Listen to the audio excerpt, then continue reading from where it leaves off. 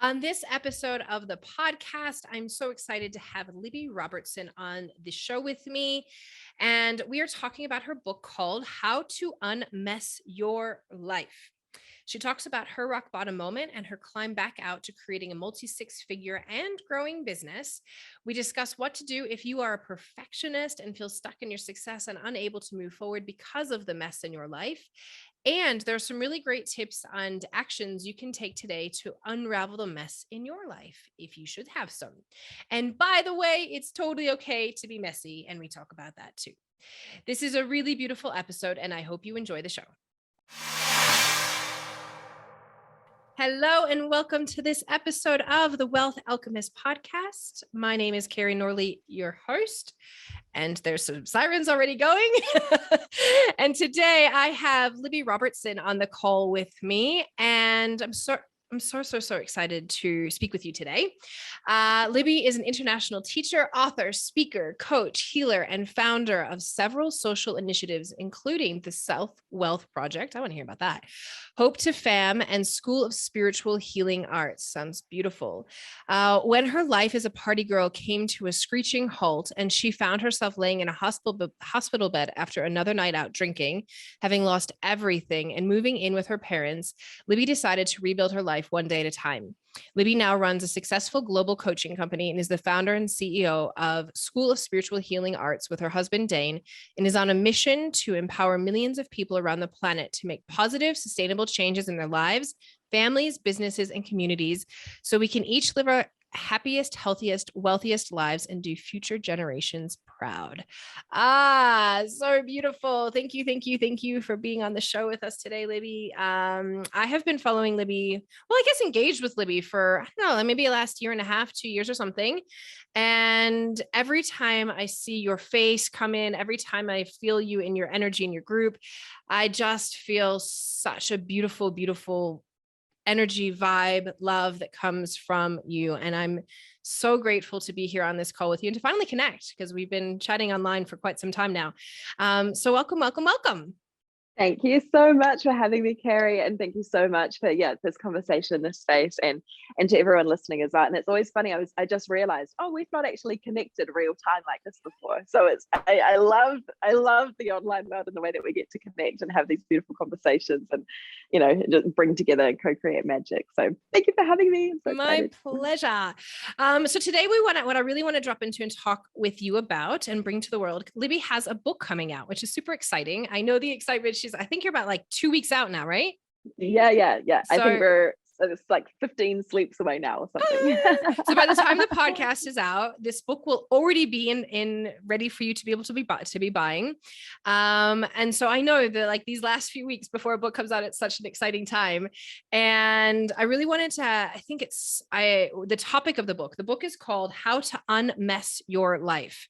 And I know anyone who's been listening knows the last 18 months for me have been quite a hell of a journey of unmessing my life. And it's not the easiest path to take, but I think at some point, if you want to create the success that you deeply desire creating, the path forward is unmessing life. And so I'm really actually very excited to read the book, but I'm also excited to bring this conversation. And so if you want to start, Libby, with where was you, obviously drinking, partying, but tell us a little bit about what was happening and what created this all of a sudden shift, because it's a huge shift. And I know, Libby, now your business is working its way to a seven-figure close to the seven-figure mark. Close to, yeah. We're getting there. It's not this year, it'll be next year, right? But huge shifts in life to be able to do that. So go ahead and share a little bit about that. Yeah, thank you so much for that. And it's really fascinating because people see the external results now. And I always tell, I always tell my clients, I always tell people hey, this is the byproduct of the inner work. And you asked about the Self-Wealth Project, right?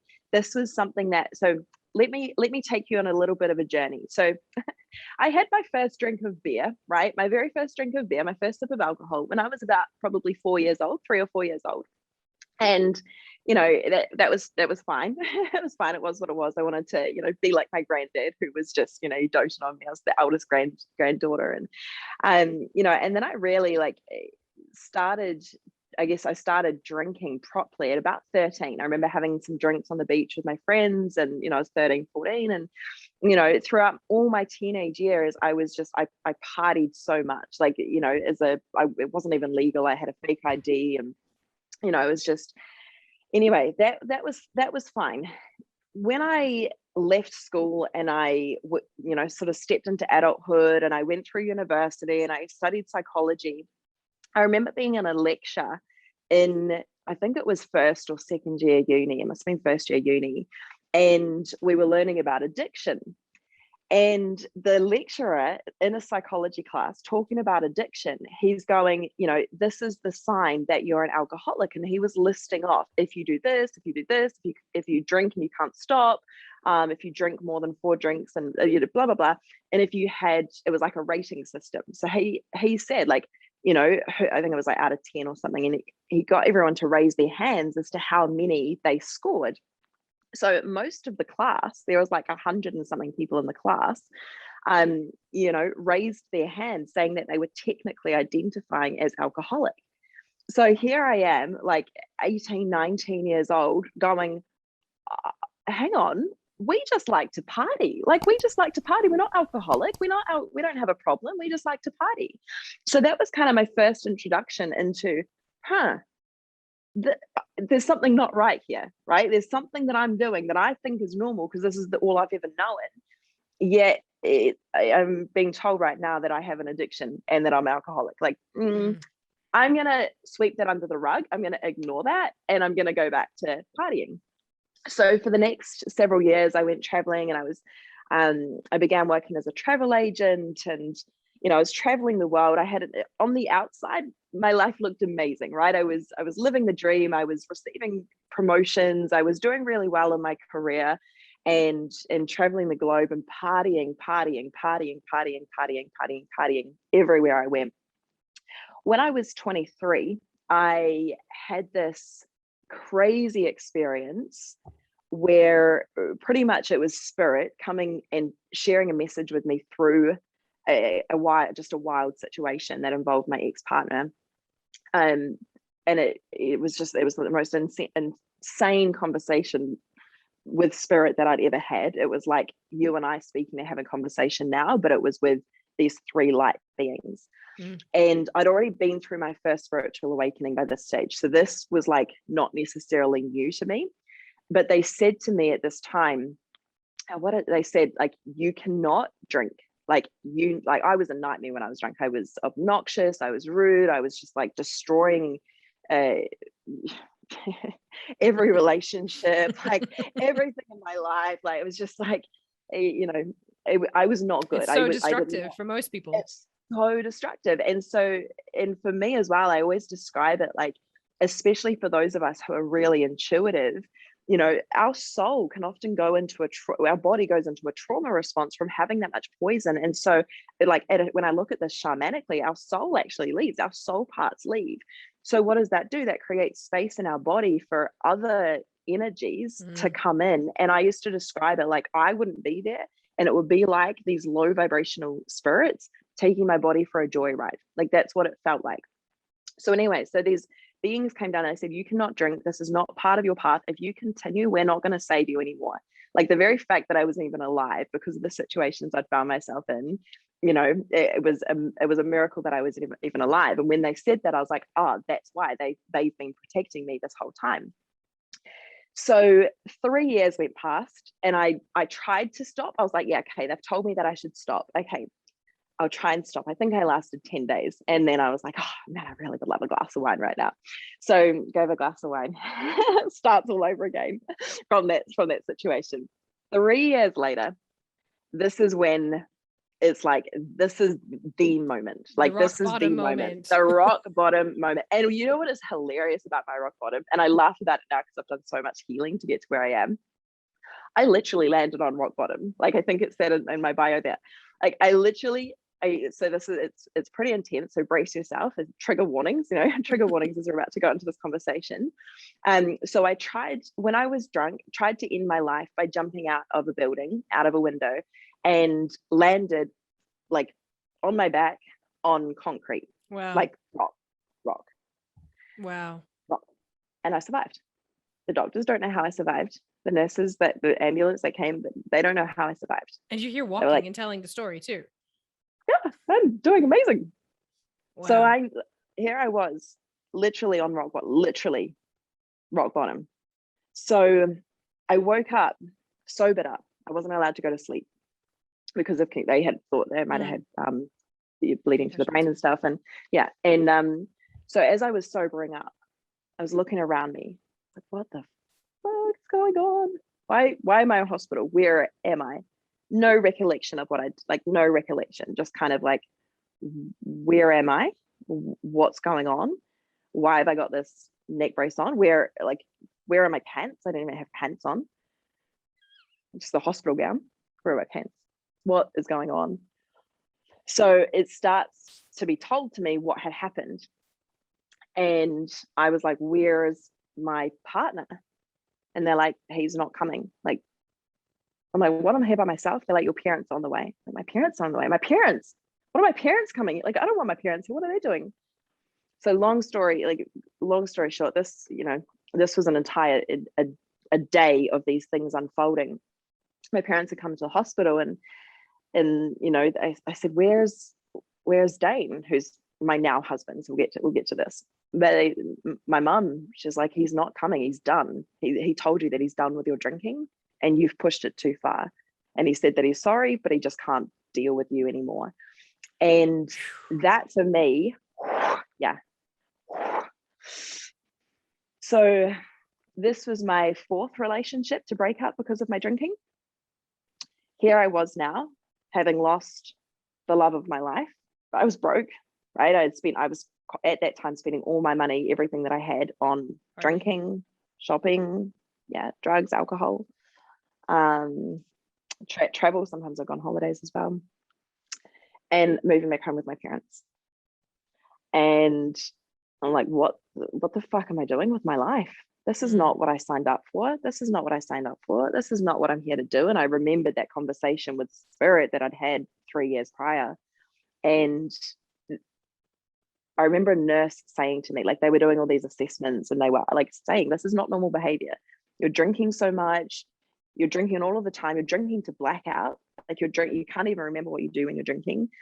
And now you're trying to like act upon the I didn't want to die. Like, when I was alive, when I was sober, I didn't want to die. But when I was drinking, I did. It was like I was in so much pain that it just would always come out then. And so I acted upon that. And the nurse was saying, like, in the hospital, she's going, this is not normal behavior. Like, this is not normal. And here I was, reflecting on my life, looking around me, and I could see very well that, holy shit, I am the one that has done this. I have done this. No one is to blame here. Not about my partner leaving, not about the relationships before leaving, not about the stuff that happened with my parent, not about any of that. I am the common denominator in all of this. It's one of the hardest and biggest, like, in anything, and it's interesting, whether it's addiction, abuse, right? I mean, that's a big one, right? In abusive relationships, being on either side of it, like, to fully own that I am the common denominator. It's like the first point of like, you can actually start to be able to change it. Because if you actually go, oh wait, I am the person who did this, that means I can undo this. It's really empowering. It's humbling, and it's a painful truth to admit. Very painful. And it's like, holy crap, I did that. So this is where it gets really fun. So the nurse, we're having this conversation, and she goes to me like, what are you going to do? Like, what are you going to do? I talk about this in the book. What are you going to do? And I'm like, I don't know. Like, I don't know. What am I going to do? I just fucked up my whole life. What am I going to do? You're asking me a question? Like, yeah, this is what I'm thinking. And then it comes out of me. It's just blurted out. It blurted out. It was my soul. My soul was like, yes, you fucking do know. Like, of course you know. And it blurts out of my mouth like, I can never drink again. And as soon as I said it, I was like, I have just made a massive contract and commitment between me and the universe. Got the chills. Yeah. Because this was no longer about, in the past, it was like, yeah. Like, I don't want to upset you. And I know that me being drunk upsets you, to other people, to my family, to my friends, to, my boyfriends, to work, like, if I was partying with work colleagues. This was no longer about anyone else but me and source.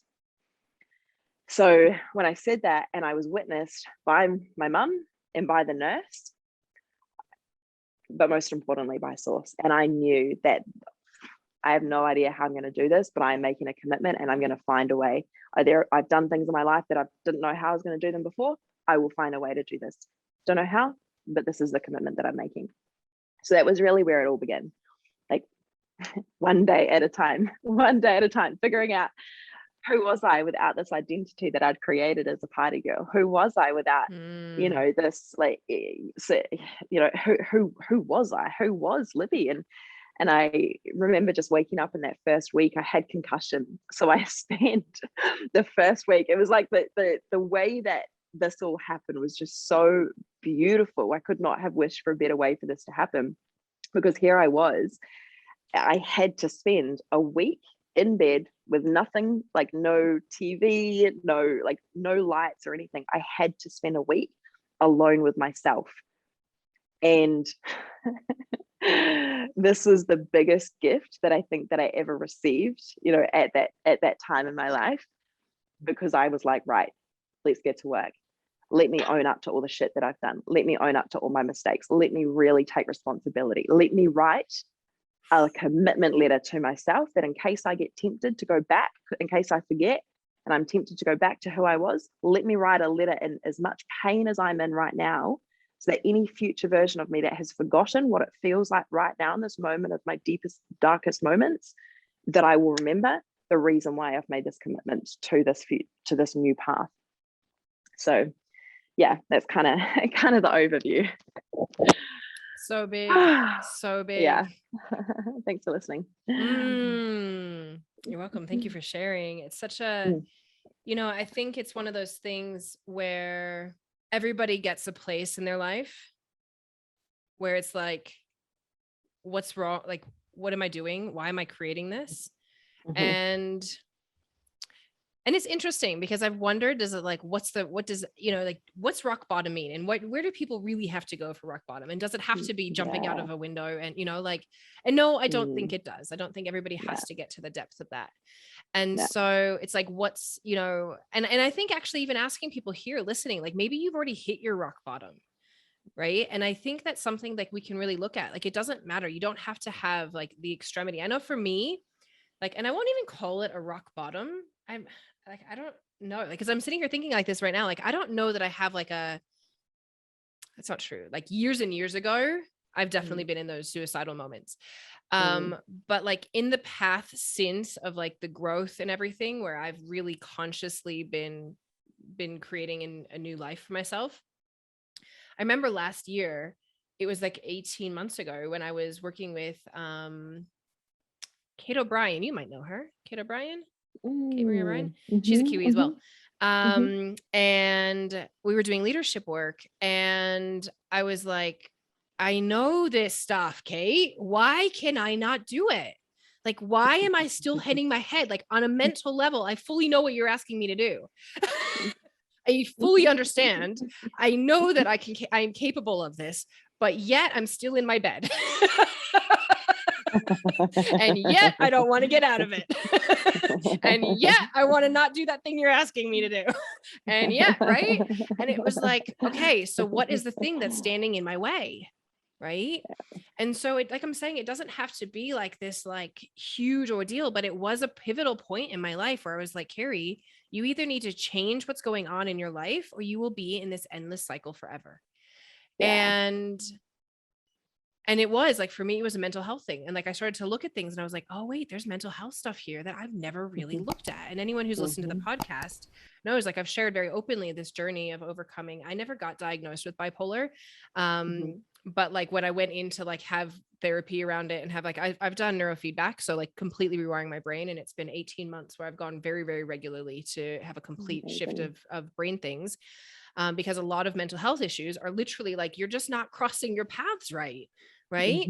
And so when I went in, it was like every single thing, like I could tick off every box for all of the tendencies. So whether we've had that diagnosis or not, it's like, it was like all the tendencies were there. And so it's been a really long journey to like unravel, but at some level I had to, just like what you're saying, like it was just been one day at a time. And like, I could be pulled backwards into like, oh, then the therapist is like, it's okay, Keri, you're doing better. Just think about where you were a few months ago. Okay. Right. Yeah, exactly. So, and if you even like, go ahead. It's just like, even if you feel like you're going backwards, but then you look, sometimes we have to go even deeper in order to have that springboard to go even further forward. So it's like you're not actually going backwards, you're just going deeper. And it looks like, and it's interesting because what I'm finding about it is, it's like there's the more awareness you have, that when you make that mistake that you would have made months ago, you make the mistake, and mistake, quote unquote, I'm fingering here for those who are listening, quote unquote, like mistake, because it's not, like, it's the universe. I'm looking at it going, the universe is showing you that you've either gotten new strength, that you still have something to work on, that like, oh, that thing that I thought I had cleared out of the pattern in my life, I haven't, but I can show up for it differently this time. Right. Just because that thing happened, I can choose here to make a different choice of how I'm going to show up for that as a reaction, versus I'm now going to choose that I'm going to have to go and have a bender for the next 5 days. Right. Like whatever the thing was that it was for you. And so like, even for me, I'm finding like a lot of my stuff has been, I know this is like, has been looping. So a big thing with bipolar stuff is like looping. And it's not a pretty looping in your mind. It's a very unhelpful, very, very detrimentally mean looping in my mind that had gone. I didn't even realize, like, for how many years. It's like drinking. I didn't even realize it was wrong. Right. I didn't even realize. And having been in mental health work, I was like, how did I not realize that was so mean to myself? But now again, it's like this thing that you can catch yourself, and I can go, oh, that's the part of my brain that is not very helpful, and I do not need to listen to you. And so it can come and it can go. And the more awareness that we have, whatever that piece that you're working on, the awareness just gets deeper and deeper and deeper, so that you can catch yourself in it. And like, now I'll find myself, and like, it can take me seconds or minutes to get out of, whereas before I could have been looping in the same freaking thought process for months. It's amazing, just that awareness.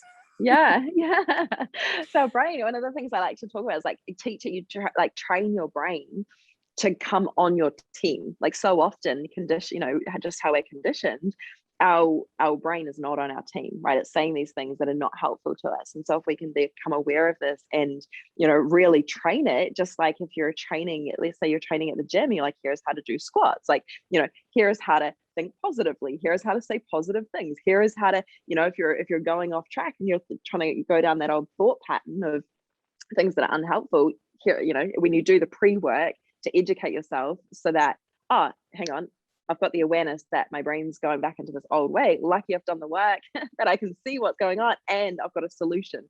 And I know that when this happens, I do this. So it's like the importance of, you're talking about all the work that you're doing, that you've now got the tools that in the moment you're able to shift it and shift something very quickly.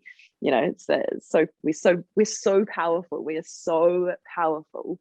It just blows me away. I want to give you a quick message before we get back into this episode. On this show, we are talking all about raising your vibes and helping you create the wealth and life you desire. One of my all-time favorite tools to support you in this work is the Healy. Healy is a quantum vibrational healing tool that, with a couple touches of a button, has you clearing your energy and raising your vibes. Honestly, there's not really much easier in the world that you can do to raise your vibes. It has been a massive part of my transformation, as well as thousands of others. Truthfully, this podcast probably wouldn't be here without it. If you have pain, sleep issues, headaches, hormonal stuff, food sensitivities, stress, anxiety, depression, the list goes on. I cannot recommend checking this out enough. Medical disclaimer here. This does not treat or cure anything. If you are curious to find out more, please email me at keri@kerinorley.com. I'm sure that you will be happy that you did. So I invite anyone who's listening to, like, if you're in these places that feel like it could be that rock bottom place, it doesn't have to be like, rock bottom, as some people would say. And I know, like, I know, having listened to plenty of, I will say, alcohol and drug addiction stories, like rock bottom can be pretty gnarly in those stories. Yeah.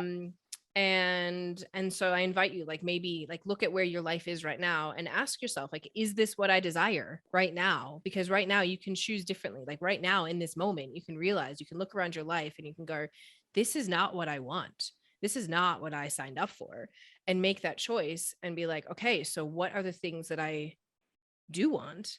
Yeah. Right. And so please hear from Libby, because I, like, how did you start to, like, so you one day at a time, but like, how did you really start to unmess? And I know, and I say this because we know each other. Actually, I know I met you originally, I don't know that you know this, but was through Regan. So you were, I think Regan shouted out about you at some point. Regan Hillier, to those of you who do not know who we're talking about, is one of Libby's mentors and one of mine. I did quantum healing with her. And she must have shouted out about you at some point in time, talking about you at something, because something amazing you would have done. And I was like, oh, who's this person? And so I say that because, both of us have worked with really powerful tools in the quantum world to really start shifting things, but we didn't start there. Like, you don't leap from like rock bottom to like, let's go into the quantum realms. Galactic cosmic quantum healing. I mean, sometimes you can, but like, there's some work, right? Like Libby already is talking, like she's already had spiritual awakenings before she got there, but like, so go ahead, share some of the story of like these day-to-days and how you've pulled yourself out. There's a lot more than that. So that's the first week, and I want to come back to there's something else that I remember to include as well. So that first week when I was in the bedroom, I was at my parents' house, and just in this bedroom, curtains closed, for several days. And I remember in this time I was journaling, and I was like, hey, where have I gone wrong? Where have I messed up? And I started writing down, and this was really, really humbling. I started writing down all the people that I had hurt from my old way of being. So this, and how I teach this now, is that radical responsibility. Like, you are where you are, and when you can take full responsibility for the situation that you're in, and really look at, okay, what's not in integrity, what's not in alignment, what have I been doing, or how have I been showing up that actually I don't want to be showing up like that anymore. So this for me was one of the first things. And then what I started doing was, I remember this one time, I'm like, right, let me set up a plan so that if I'm tempted to go back into my old ways, and this for me it's drinking, right? For me it was drinking. For others it could be something else that I've really worked on is anger, right? Like having a natural anger response. For others it could be to do with anything else. We've all got addictions, right? Unless we do the work, like we've all got something that is our external clutch to fill a void within us, to fill a place within us that is lacking love. And so, for me it's drinking. So, okay, I'm thinking, why do I drink? Like, why is it so hard for me? It's not hard for everyone else. Why is it so hard for me? Let me write down all of the times that I might be tempted to drink, or all of the times that I am tempted to go back into that old way. So I started writing down. I got my journal. I've got this beautiful yellow journal where I was like, this is my sobriety journal. And I'd write down breakthroughs, and I'd write down what I'm really proud of myself for. And I'd write down what I'm taking responsibility for. Like my heart and soul is poured into this journal. And I was like, hey, what am I tempted? What tempts me? And I started writing, right, okay, I had a good day. I'm celebrating. I had a hard day. I feel sad. I feel happy. And I started creating this list of all of the times that I might be tempted to drink. And it was pretty much every life experience, every emotion. I'm like, oh, okay, this is interesting. This is good. I need to learn how to feel. I'm seeing right now that I actually can't feel emotions, and I can't feel without the desire to drink. So this starts leading me down this path of, well, why is that? And then I start looking at suppressed emotions, and then I start looking at, well, okay, why have I not been feeling my feelings? And then I start to uncover inner child healing, and then I start to uncover I was working with a clairvoyant at one point to really help me see parts of my consciousness that I couldn't necessarily see, and started learning about how to work with my entire energy field, not just my mind, but working at a subconscious, but also an energetic level. So I could really see, because I'm like, she's like, well, let's figure out why you've actually got the addiction in the first place. So then we went through and really found this, a sexual abuse that I'd again tossed it under the rug. I don't want to deal with that. When it happened, I don't want to deal with that. I don't want to tell anyone. There's all this shame. There's all this guilt. I don't want to even address it. Let me sweep it under the rug. And it never happened. Right. And then here we are, decades later, having to go into it. So this was all within the space of a couple of months. Like that first week was really, really immersive, really intense. And then after that, it was like I had the foundation within that first week, within the commitment and the things that I already done to set myself up energetically to hold myself accountable. And this holding ourselves accountable is one of the biggest things, like the biggest pieces of strength, resilience that we get to cultivate within ourselves, because unless we want to do something, it's very hard to do something, whether that be in business and creating wealth, whether that be, stepping into your next level of service or starting a business or stopping to do that particular thing that you've always done, right? We have to hold, it has to come from within. So there has to be a reason strong enough for us to hold ourselves accountable. So my accountability was my commitment to the universe, my commitment to myself. And I just knew that I was born for so much more than the life the other path would have led to. I just knew on a soul level that that's not what I signed up for. This is what I signed up for. What's really cool, and I'll get to the cool thing. So Dane had decided that he couldn't handle my drinking anymore, which is why fair enough. We'd had so many, fair enough. Cool. Yep. You set that boundary. You did say that. I didn't honor that. And I still went ahead and, continued to party and continued to drink and got myself into another situation that you had every right to leave. In that week where I was just in so much pain and so much, looking at everything so honestly and so radically responsibly, I was like, let me just try my luck. I see how much I've hurt him. I'm going to send him flowers. I'm going to honor his space. I'm not going to message him, but I'm just going to send him flowers. Like, let's see. So apparently this day that I sent him flowers, he had asked the universe for a sign whether he should give me another chance, one final chance or not. So we hadn't spoken at all. Chills. Yeah. I know, right? He gets home from work and there's flowers on his doorstep from me. Yeah. So he sends me a message. He sends me a text. Thank you so much for the flowers. I appreciate it. Hope you're doing well. That was it. I can't remember the conversation, but we organized to have a conversation in a few days' time where we would hop on the phone and just say, look, this is how it is. And so when he heard hey, I've actually decided to give up drinking, like I'd said that so many times. When he heard what I had done to hold myself to this new level of account, he said, right, you're giving up drinking, right? I'm going to do it with you. I'm going to do it with you. So he made the decision as well. So I've been very, very blessed the whole time that it's been two of us on the journey. But I had to hold myself to account and get myself to a stage where I was able to show up in the relationship and say, hey, this is what I'm doing. You can come or you can decide to honor your decision that you've made to leave me. That is fine. This is the path that I'm choosing for my life. And here is why. And here's how I'm holding myself to account. Here is what I'm doing. I'm learning how to feel my emotions. I'm learning inner child healing. I'm learning to heal the root cause of why I had this problem in the first place. And this is what I'm doing. I don't expect anything from you. This is what I'm doing. Right. And that is one of the most powerful things ever, is when in relationships, whether it's we're now married, which is really beautiful. Whether it's a marriage, whether it's a partnership, whether it's a friendship, we can only ever take responsibility for ourselves.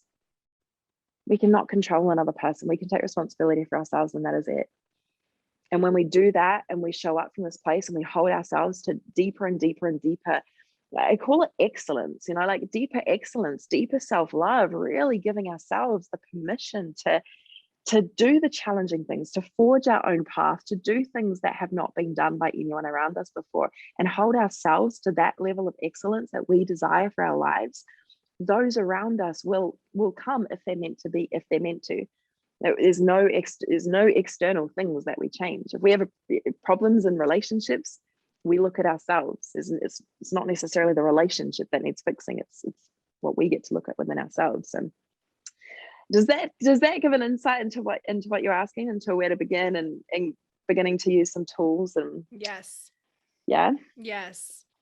Ultimately, and I love what you said. I think one of the things people can take away, whether it's, for me, I've been working through my own stuff around my own vices, and it's one of those things, or like we can call it addictions, of vices, whatever, the thing that you use to fill yourself when you're not feeling your emotions. And the thing can be like, my biggest one right now is technology. Like, and I say this because most people don't even realize that technology is an addiction, right? But like we've been, and especially over this last 18 months, right? We've been forced, and I've already had my life online, but like even more, I think, right? We've been forced online, social media, all of that stuff. It's an addiction. 100%, like if we let it be. And it definitely had become one for me. And so it's like, taking my phone to bed at night. So the first thing for me is like, leave the phone outside my room, because then I won't do it before bed and I won't do it in the morning. Right. And so it's setting these boundaries. And I think it's really important that we look at it. It doesn't have to be drinking and drugs to have addictions and to fill our voids, right? Food, technology, people have sex as addiction, all sorts of porn, like there's shopping. There are so many ways that we can do this. And I love what you said, like, just look at why, like if you are here and any of these things are speaking to you, look at why do you turn to that thing, and what do you want to, like, what could you do instead? And sometimes not do anything. Like, this is what I'm like noticing. It's actually like, just sit and feel it and be okay with it. And sometimes it takes 30 seconds.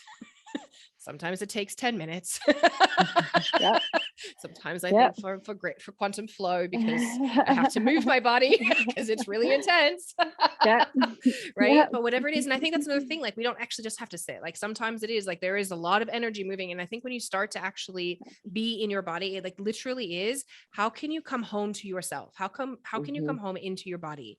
Because your body will speak to you 1,000 million words that are never needed to be spoken. And it's even like, we don't even need to, this is the other thing, like, people will say, how do you feel? And I'm like, well, there's a sensation in my body. You don't even have to put a word to it, right? It's like, there's a sensation that's really intense in the pit of my stomach and it doesn't feel good. Okay, well, what can you do next? Well, I can be with that pit in my stomach, and I can then say, well, can I move this energy out of my body? And how can I do that in the best way? Is it going to be through screaming, not at a human being, but at a pillow? Right? Like, how can we do this without taking it out on the people we love the most? And like, go and express that in a way. Or is it through writing? Is it through moving? Is it through banging something on a wall? Is it through whatever the thing, and I say that carefully, like, don't put your fingers through a wall and punch through walls, please. Been there, done that. That's not good. It doesn't work. I'm like, I say that, I'm sitting here thinking, like, one of my favorite things, my husband and I call it anger management, and there's a bowl and it has a weighted like medicine bowl at the end of it. And so one of my favorite things to do when I get really angry, or like I'm feeling like, oh my God, I want to like, I'm like, okay, where's my anger management? Because I can very, very like in a helpful way. And this is, I guess, like, how can we find helpful resources for ourselves? And so like, my family knows sometimes, like, if I'm feeling that way, like, Keri, go take that thing, hit the wall very productively, not at us. There's a bowl. It's very productive, useful for a wall. Right. And so it's like, what are the move it out of us, right? Exactly. It's so like, these conversations are so amazing, because it's like, we're at this time in the collective at the moment where we're like, the way that we've been doing things isn't helpful for where we're going, right? And so feeling our emotions, we should effectively be learning that as toddlers, as children. That's what we should be doing as children, but we don't, right? We live in a world where we've been so suppressed, and we're not taught how to manage our emotions. It's like, hey, don't get angry, don't cry, like, don't do that. And so all of a sudden, instead of allowing ourselves to experience all of these emotions, we suppress them and we bottle them up. And so oftentimes, and what I notice a lot of, like, and I experience this myself, and like, you're just talking about it now, but one of the things I notice, even when clients come to work with me on business, and then all of a sudden we're going deeper into their healing, because you've got to, part of how I discovered about self-wealth is the alignment of your mind, like your mind, your body, and your soul. Wealth, external wealth and manifestations is a byproduct of that. And so in order to create more external results, we've got to go within. But one of the things that happens is if we've gone a lifetime without experiencing our emotions and learning how to deal with them, they can all of a sudden, it's like they all of a sudden come up and we're like, what do I do with this? Like, how do I feel this? I don't know what's wrong with me. There's nothing wrong with you. You've just gone a lifetime without feeling these. So let's learn how to feel them. And what you've said is really cool around not anyone else, right? It's like when we can hold our energy, when I look at this like shamanically and from an energetic perspective, we hold our energy field and we can process all of our emotions in our energy field, even if it's someone else that has said something and we're now triggered.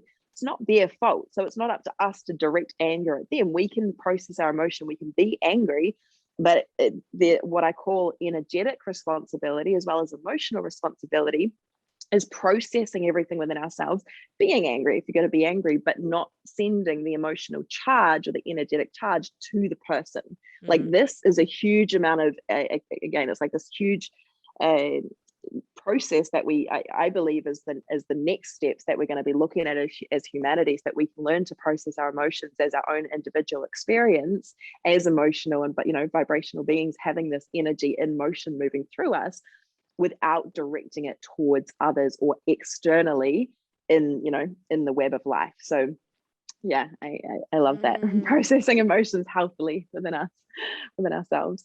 Yeah, I have two other like questions, but I know we have to wrap this up, so I'm gonna there's a part of me I'm gonna throw them both to you and you can actually decide. Okay. Here we go. Okay. Okay. Part of me wants to go, okay, so where do you think we are heading in the future? Because I know you have a really cool perspective of this and we live in a similar path on this. And number two is the perfectionist piece that we were talking about before we got on the show, which is, and maybe we can even combine this, the perfectionist piece, which is why, like so many people, and I'm sure you and I both have had this, in this place, has been like, well, I have to be perfect before I get this. Like if I'm messy, then I can't possibly be successful. Right. And so then we stop ourselves from actually going out and creating what we want, but really it just hinders us. And so I'm going to throw them both to you and I'm going to let you go where you want to go.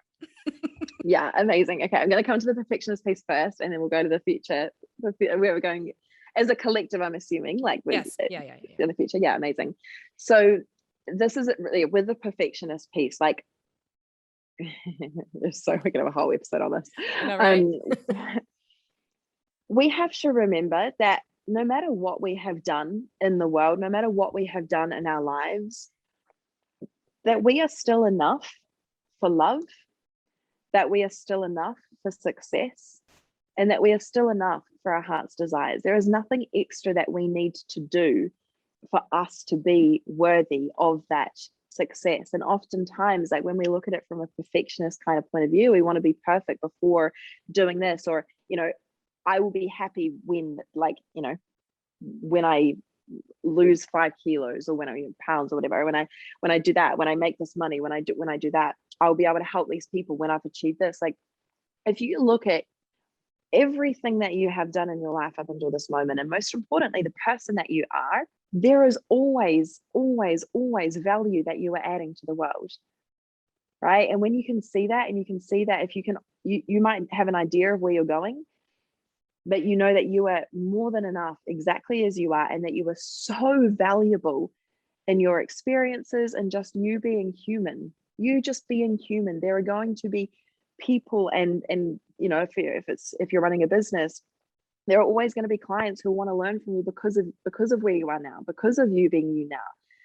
And when we can be okay with always being a work in progress, right? Because what happens is if we're constantly chasing or waiting for something external to feel worthy or to feel like, okay, cool, now I've nailed it, then we're going to be actually chasing the next thing. Like we're constantly going to be on a path of growth. So when we can strive for progress instead of perfection, this is where the magic happens. We show up and we say, I am enough exactly as I am. I always do my best, and my best is good enough. My best is good enough.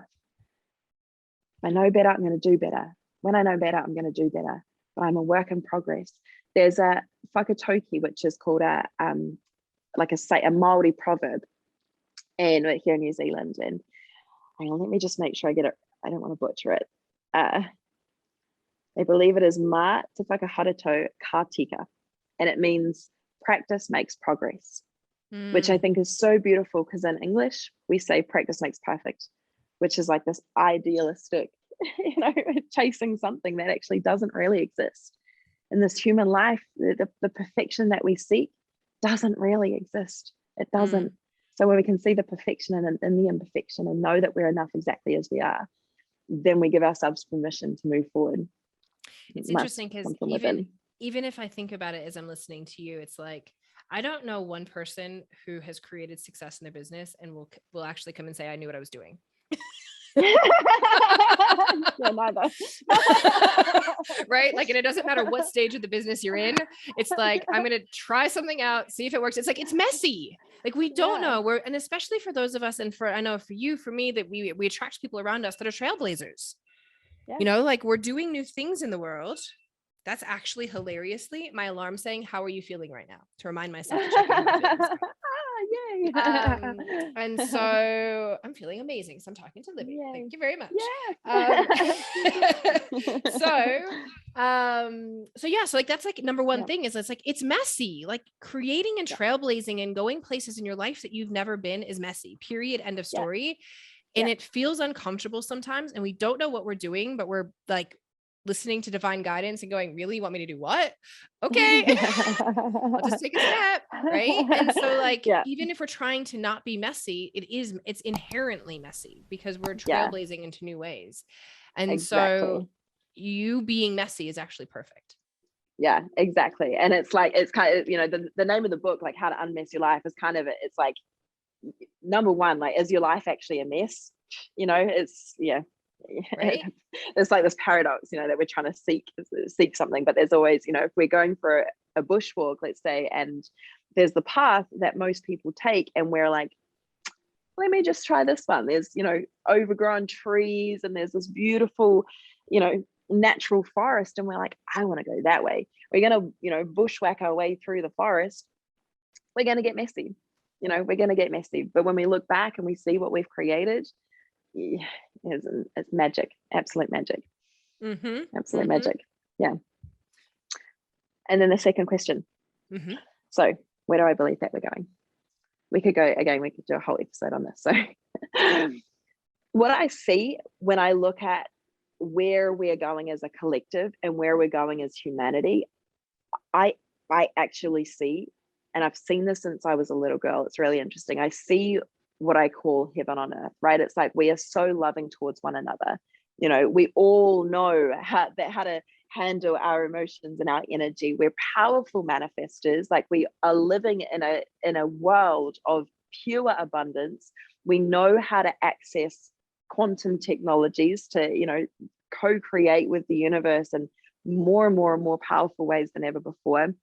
I believe that we will understand that every resource is renewable, that we will be really tapped into divine abundance in all areas, and that this will be a place of creation.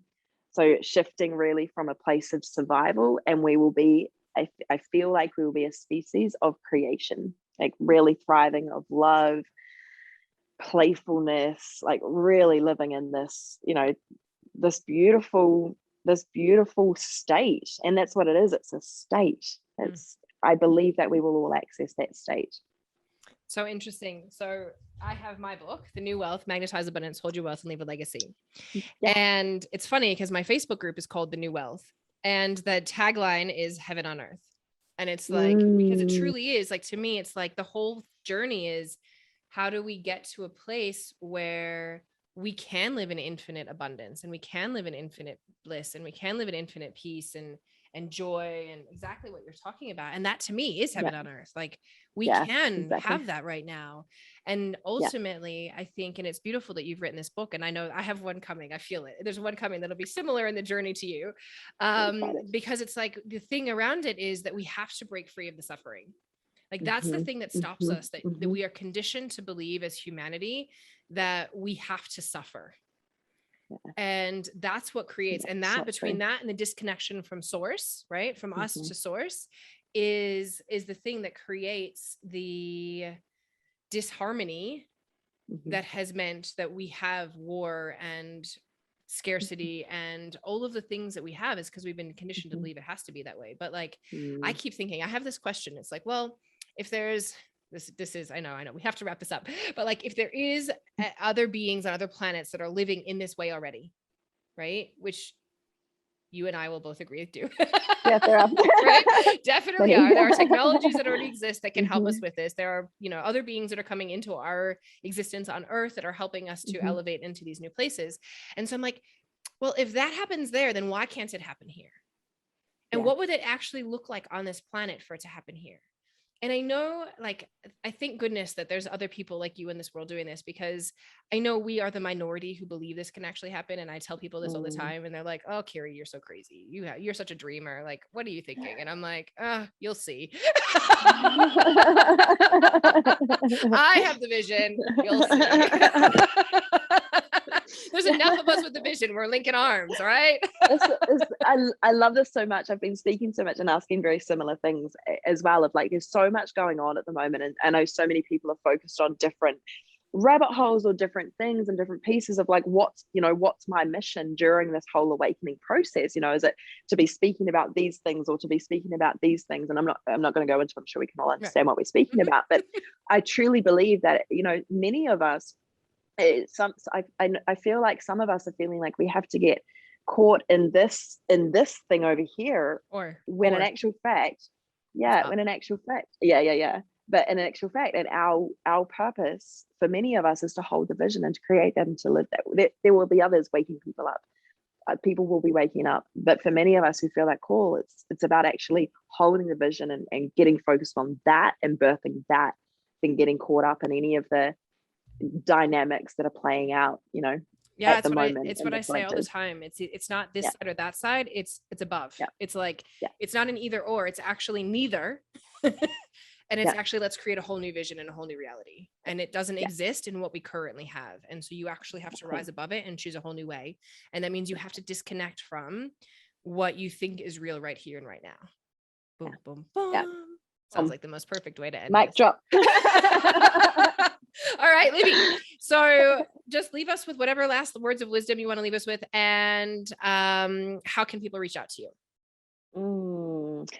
Just remember that every single human being that walks this planet has an amazing purpose. And if you're here and if you're tuned into this conversation, even more so, like, the more that you hold your vision from your heart and trust the guidance that you're receiving from within and show up from this place, you will see the reason as to why you've been given the vision that you have, even if it seems very abnormal to everyone else around you. So trust that, remember that, and you're amazing, and I love you, and thank you for being here. And you can find me on Instagram. We can connect on Instagram, which is Libby Light, or at Libby Light Leader, or on libbyrobertson.com. Those would be the easiest places, or on Facebook as well, Libby Robertson. Perfect. Thank you so very much. And actually, where are they going to get your book? It's going to be on Amazon, I imagine. Anywhere on Amazon for now. We're looking at getting it into some stores, but on Amazon to begin with. So How to Unmess Your Life by Libby Robertson on Amazon. Go check it out, get your copy. And otherwise, thank you so very much, Libby, for being here with us today. It has been an absolute honor to listen to your story, to speak with you. And thank you. Thank you. Thank you so much for having me. And thank you to everyone listening. Bye. Thank you so much for listening to this episode. If you love what you heard, please help us get this message out to more people, because together we rise. Please review it, subscribe to the show, and share on social media. When you share, please tag me. On Insta, I'm at Keri Norley, and on Facebook, I'm facebook.com/Keri Norley1, or Keri Kaplan Norley is my official name there. Please come and connect with me on social media and say hello. I love hearing from my listeners. And thank you so much for your support. I'm so excited to help you bring in the new wealth.